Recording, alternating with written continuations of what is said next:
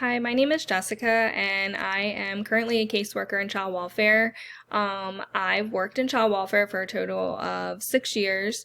I was an intern and did my field placement in undergrad through the CWEB program, which is Child Welfare of Baccalaureate. And then I've been a caseworker in the placement department for the last 5 years. In placement, what I do is I work with children who are currently in foster care or placed in foster care. And then I work with their parents to be reunified with their children.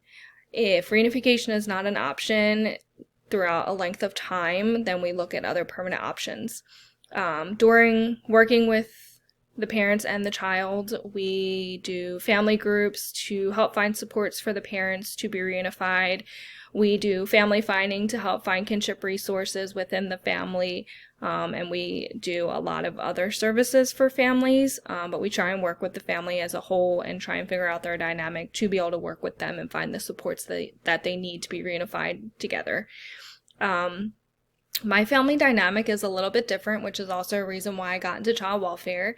When I was 2, I started living with my grandparents, and they raised me for my life. I don't really know my biological mom. I met her once in my life. My paternal relatives are the ones who raised me, so I do know my father, but he was in and out of my life. Unfortunately, I was raised by my grandparents due to addictions, which does affect the family strongly, so I am able to use that within my work to understand a lot of things. But also I kind of have to check my biases as well.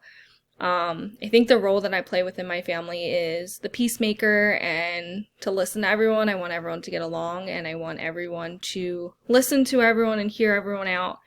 I think for me, the burning questions would be how I can better serve a lot of families that I work with and what other resources are out there and how to handle some other situations, or looking at it from a different lens of how there are other ways to handle situations that I currently encounter.